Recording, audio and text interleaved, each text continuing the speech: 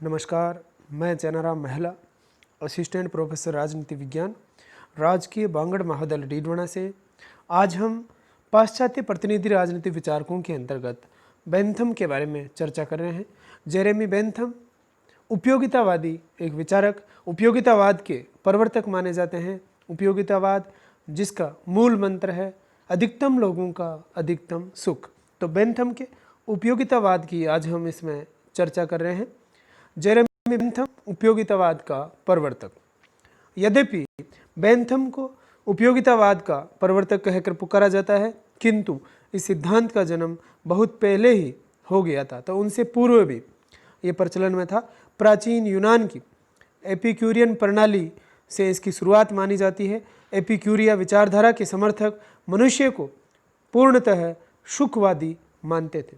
इसी प्रकार प्राचीन भारत के चारवाक विचारों को भी इसका प्रवर्तक माना जाता है। जो चारवाक शैली, जो खाओ पियो और मौज करो वाली बात उसमें मानी जाती थी, उसको भी इससे बेंथम से पूर्व हम मान सकते हैं। वर्तमान काल में डेविड ह्यूम ने उपयोगितावादी दर्शन का स्पष्ट प्रतिपादन किया। इस सिद्धांत को शास्त्रीय एवं व्यवस्थित रूप देने तथा इसे लोकप्रिय एवं शक्तिशाली विचारधारा बनाने का श्रेय बेंथम को है। इसलिए इन्हें उपयोगितावाद का प्रवर्तक कहा जाता है। तो उनसे पूर्व भी ये प्रचलन में थी। डेविड ह्यूम ने भी इसका प्रतिपादन किया, लेकिन जिस प्रकार से बेंथम ने इसे लोकप्रिय बनाया और एक विचारधारा के रूप में इसको स्थान देने की कोशिश की, इसलिए उन्हें इसका प्रवर्तक कहा जाता है। बेंथम का जन्म 1748 में लंदन में हुआ। वह असाधारण प्रतिभाशाली व्यक्ति थे। मात्र 15 वर्ष की आयु में उन्होंने स्नातक की उपाधि ले ली थी। उसके बाद में उन्होंने वकालत प्रारंभ की, परंतु कुछ ही समय बाद उन्होंने वकालत छोड़ करके न्याय शास्त्र तथा विधि शास्त्र के अध्ययन में लग गए और जीवन पर्यंत बेंथम जीवन भर लिखते रहे। उन्होंने लगभग हर विषयों पे, चाहे वह अर्थशास्त्र की बात हो, राजनीति की हो, आचार शास्त्र, दंड, न्याय, शिक्षा आदि अनेक विषयों पर उन्होंने लिखा।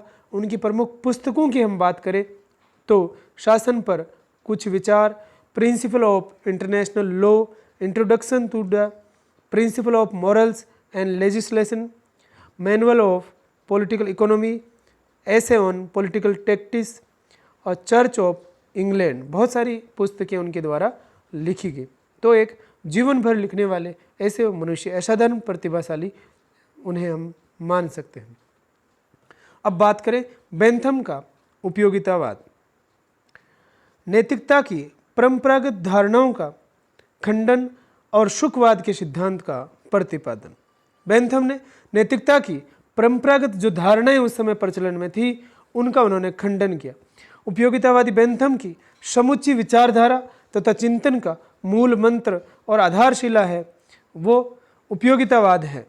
बेंथम ने तत्कालीन समय में प्रचलित नैतिकता की सभी धारणाओं का खंडन किया और उपयोगिता को नैतिकता तथा मानवीय जीवन का आधार बनाया। तो उन्होंने नैतिकता को बिल्कुल ही परे रख दिया और उपयोगिता को सर्वोच्च महत्व उन्होंने बनाया। नैतिकता की परंपरागत धारणाओं के स्थान पर बेंथम सुखवाद में विश्वास रखता है और यह मानता है कि सुख तथा दुख, दूसरे शब्दों में कहें हम तो प्रसन्नता और पीड़ा, मनुष्य के दो सार्वभौम शासक है। तो सुखवाद में विश्वास करें, सुख और दुख को, या उन्हें कहें प्रसन्नता और पीड़ा को, दो सार्वभौम शासक उन्होंने माना है जिसके अधीन सभी को रहना है। बेंथम के शब्दों में प्रकृति ने मानव को सुख और दुख नामक दो अभूतपूर्व स्वामियों के अधीन रखा है और हमें क्या करना चाहिए या हम क्या करें, यह केवल वे ही निश्चित कर सकते। तो सुख और दुख ही निश्चित करेंगे कि हमें कौन से काम करने हैं, क्या हम कर सकते हैं। कार्यों की अपेक्षा परिणाम को महत्व। तो बेंथम अपने उपयोगितावाद विचार जो हैं उसके अंदर कार्यों की अपेक्षा उसके रिजल्ट को महत्व देते हैं। बेंथम कार्यों के उद्देश्यों की अपेक्षा, जो उद्देश्य हैं उनकी अपेक्षा परिणाम को महत्वपूर्ण मानते हैं। जो वस्तु हमें सुख की अनुभूति देती है वह अच्छी है, ठीक है और उचित भी है, तो परिणाम रिजल्ट क्या है वह महत्वपूर्ण है। और जिस वस्तु से हमें दुख की अनुभूति होती है वह बुरी, गलत और अनुपयोगी है। तो जिस वस्तु से, जिस कार्य को करने से हमें सुख की अनुभूति होती है वह अच्छी है, और जिससे दुख की अनुभूति होती है वो बुरी है। कोई काम किस उद्देश्य से किया जाता है इसका कोई महत्व नहीं, महत्व उसका परिणाम का है, रिजल्ट क्या आता है उसका महत्व है। तो कार्यों की अपेक्षा परिणाम को उन्होंने महत्व दिया। बात करें सुख और दुख के स्वरूप की, तो दोनों का स्वरूप क्या है, सुख और दुख का स्वरूप क्या है, इसका निर्धारण कैसे किया जाए, इसका बेंथम ने वैधानिक ढंग से विशुद्ध विवेचन उन्होंने किया है। उनके अनुसार सरल सुख या सीधा सुख हम जिन्हें कहें 15 प्रकार के उनको मान सकते हैं। देखिए, इंद्रियों से प्राप्त होने वाले सुख, सुख और दुख से थोड़े बहुत तो हम सभी परिचित हैं, परंतु इन्होंने जो बेंथम ने जो उनका स्वरूप प्रस्तुत किया है वो है, देखिए, इंद्रियों द्वारा प्राप्त होने वाला सुख संपत्ति, दक्षता, मित्रता, उत्तम चरित्र तथा कीर्ति, शक्ति, पवित्रता, परोपकार, बुद्धि, स्मृति, शुभकामना, कल्पना, आशा, सत्संग और दुख मुक्ति से प्राप्त होने वाले सुख। तो ये सुख के 15 प्रकार। इसी तरह सरल दुख या सीधे दुख जो कहें वो 11 प्रकार के बताए इन्होंने। इंद्रियों से प्राप्त होने वाले दुख पीड़ा, गंवारपन या फुहड़पन, शत्रुता, बदनामी, उदारता, धरोहर, साहचर्य, अशोभनीयता, स्मृति, कल्पना से उत्पन्न कष्ट, सरल कष्ट या सरल जो दुख है। तो दुख की 11 प्रकार और सुख के उन्होंने 15 प्रकार बताए हैं। अब बात करें सुख और दुख के स्रोतों की, तो स्रोत क्या है इन दोनों के, उसके बारे में बेंथम कहते हैं। बेंथम के अनुसार सब सुख और दुख बाहरी कारणों के प्रभाव से उत्पन्न होते हैं, किंतु सभी व्यक्तियों को एक कार्य विशेष से समान मात्रा में सुख या दुख नहीं होता। तो सुख और दुख अलग अलग मात्राओं में होता है। उसका कारण क्या है? उसका कारण व्यक्तियों की संवेदनशीलता या अनुभव करने की शक्ति में अंतर है। कोई व्यक्ति बहुत ज़्यादा खुश हो सकता है, सुखी हो सकता है, कोई व्यक्ति बहुत ज़्यादा दुखी हो सकता है। तो इसमें भी अंतर है उनकी संवेदनशीलता से या अनुभव करने की शक्ति में अंतर होने से। बेंथम ने मनुष्य की संवेदनशीलता 32 चीज़ों से प्रभावित होने की बात कही है, जिसमें स्वास्थ्य, ज्ञान की मात्रा, मन की स्थिरता, आर्थिक परिस्थितियाँ, लिंग, आयु, पद, जलवायु आदि है। तो ये 32 प्रकार की चीज़ें हैं। ज्ञानी व्यक्ति है वो अलग प्रकार से सुख की मात्रा अनुभव कर सकता है, जो कम बुद्धि वाला है वो अलग प्रकार से उसमें महसूस कर सकता है। तो स्वास्थ्य, ज्ञान, मन, आर्थिक परिस्थितियाँ, आयु, पद, इन सब के आधार पर अलग अलग व्यक्तियों की संवेदनशीलता अलग अलग होती है, अनुभव करने की शक्ति में अंतर होता है। सुख और दुख के उन्होंने 5 स्रोत बताए हैं कि किन से पैदा होते हैं। प्रथम, प्राकृतिक स्रोत। जब कोई सुख या दुख प्राकृतिक घटनाओं के कारण होता है तो प्राकृतिक सुख या दुख कहलाता है। जैसे कोई आपदा आ गई हो या अच्छी बरसात होने से अच्छी फसलें होती हैं तो वो सुख और दुख प्रकृति के द्वारा हमें हुआ है, तो प्राकृतिक स्रोत। दूसरा, राजनीतिक अथवा कानूनी स्रोत। जब कोई सुख और दुख कानून के कारण मिलता है, जब कोई अच्छा राजा बन जाता है या अच्छा प्रधानमंत्री या राष्ट्रपति चुन कर आता है तो जनता का उसमें भला हो जाता है, तो वो राजनीतिक सुख होता है। और कभी कभी मूर्ख व्यक्ति वहाँ तक पहुँच जाता है तो वो जनता को दुख देता है, तो वो राजनीतिक दुख कहलाता है। तो राजनीतिक अथवा कानूनी स्रोत। तीसरा, नैतिक स्रोत। जब कोई सुख या दुख नैतिक दृष्टि से अच्छा या बुरा काम करने पर होता है तो उसे नैतिक सुख या दुख कहते हैं, नैतिकता की दृष्टिकोण से सही अथवा गलत के आधार पर। चौथा देखें, सामाजिक या लौकिक। जब किसी कार्य को करने पर समाज हमें पुरस्कार या दंड देता है तो हमारा सुख और दुख जो होता है वो सामाजिक हो जाता है, तो उसका स्रोत सामाजिक स्रोत है। पांचवा, धार्मिक स्रोत। धार्मिक मान्यताओं के अनुसार उनके विरुद्ध काम करने पर जो सुख और दुख मिलता है या उनके पक्ष में काम करने पर जो सुख मिलता है तो उन दोनों का स्रोत धर्म होता है। तो सुख और दुख के ये 5 स्रोत हैं, प्राकृतिक, राजनीतिक, नैतिक, सामाजिक और धार्मिक स्रोत। अब आगे कहते हैं बेंथम, सुखों में गुण का नहीं वरन परिणाम का भेद है। तो गुण का नहीं परिणाम का भेद है उनके अंदर। विभिन्न सुखों में गुण का नहीं परिणाम का भेद कहते हैं वो, तो केवल परिणाम का भेद मानता है वो, गुण का नहीं। विभिन्न सुख एक दूसरे से कम ये अधिक हो सकते हैं, किंतु गुणों में उनमें भिन्नता नहीं होती। यदि हम कहें कि काव्य का आनंद, जो काव्य पाठ हो रहा है उसका आनंद भोजन के आनंद से अच्छा है, तो इसका अर्थ यह होगा कि वह भोजन के आनंद से मात्रा में अधिक है। तो मात्रा का अंतर है, परिणाम का भेद है, वहाँ पे गुण का भेद नहीं है। उपयोगितावाद के सिद्धांत के अनुसार यह कहना गलत होगा कि एक सुख दूसरे से श्रेष्ठ अथवा निम्न कोटि का होता है। विभिन्न सुखों में केवल मात्रा का भेद होता है, वो कम या ज़्यादा।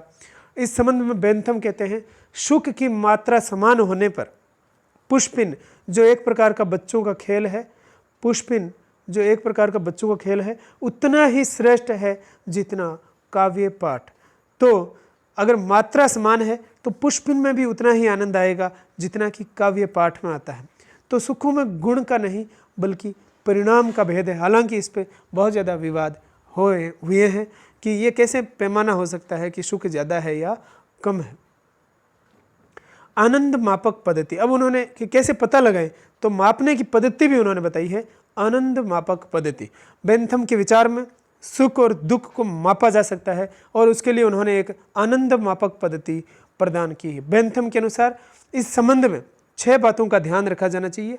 प्रथम देखिए तीव्रता, दूसरा है अवधि, निश्चितता, निकटता या दूरी, उत्पादकता अर्थात एक सुख द्वारा अपने ही जैसे दूसरे सुख उत्पन्न करना, और विशुद्धता। तो तीव्रता, अवधि, कितनी अवधि है, निश्चितता, निकटता या दूरी, उत्पादकता और विशुद्धता। तो ये 6 व्यक्ति समूह, अगर व्यक्ति का पैमाना करना है तो इन 6 से हो जाएगा, लेकिन व्यक्ति समूह का अगर मापना है, व्यक्ति समूह के सुख और दुख को मापने के लिए एक अन्य बात पर भी ध्यान देना जरूरी है, और वह है विस्तार। अर्थात मिलने वाले सुख और दुख का प्रभाव कितने व्यक्तियों पर पड़ने वाला है, वो है विस्तार। तो व्यक्ति के लिए कौन सा कार्य करना उपयोगी होगा, इसके लिए उसे उपयुक्त जो 7 आधार हैं, 7 आधारों को अंक देकर अधिक अंक वाला कार्य अपनाना होगा। तो ये आनंद मापक पद्धति है। इन 7 से पता चल जाएगा कि वो सुख कितना ज़्यादा प्रभावी है। एक और समस्त सुखों के मूल्यों को एकत्रित कर लेना चाहिए, दूसरी ओर समस्त दुखों के मूल्यों को। तो पैमाना देखिए, यदि एक को दूसरे में से घटाकर सुख शेष रह जाता है तो अमुक कार्य, जो काम हम कर रहे हैं वो ठीक है, और यदि दुख शेष रह जाए तो वो कार्य ठीक नहीं है। तो सुख और दुख में कैसे मापना है, उसके लिए उन्होंने आनंद मापक पद्धति उन्होंने बताई है। अब विधि निर्माण के अंदर उपयोगिता के सिद्धांत का प्रयोग। बेंथम उपयोगितावादी सिद्धांत को केवल व्यक्तिगत आचार विचार तक ही सीमित नहीं मानता है, वरन उसने इसे जीवन के सभी क्षेत्रों में लागू करने की बात कही है। उन्होंने विधि निर्माण में भी इस सिद्धांत को अपनाने पर बल दिया है। ब्रिटेन के एक प्रमुख विधि विशेषज्ञ के तौर पर उन्हें जाना जाता है, और 1832 की जो सुधार अधिनियम लागू हुई है वो उन्हीं की देन माने जाते हैं। सामूहिक जीवन में क्या किया जाए, इसका निर्धारण अधिकतम व्यक्तियों के अधिकतम सुख के सिद्धांत पर किया जाना चाहिए। ये उनका महान वाक्य हम मान सकते हैं उपयोगितावादी विचारकों का। उनके अनुसार उपयोगिता के सिद्धांत का आशय आनंद और कष्टों के तुलनात्मक अध्ययन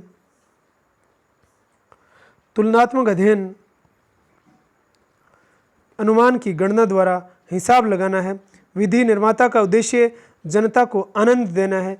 विधि निर्माण में उसका मार्गदर्शक सिद्धांत उपयोगिता अर्थात अधिकतम हित होना चाहिए। उपयोगिता का सिद्धांत सुनिश्चित है और वस्तुपरक है, इसे प्रयोग द्वारा सिद्ध किया जा सकता है। तो ये बेंथम कहते हैं, यदि हम मानवीय संबंधों के संचालन को एक सुनिश्चित विज्ञान का रूप देना चाहते हैं तो हमें उपयोगिता के सिद्धांत को अपनाना होगा, और हमारे द्वारा ऐसा ही किया जाना चाहिए। तो विधि निर्माण में भी उन्होंने उपयोगिता के सिद्धांत को अपनाने पर बल दिया है।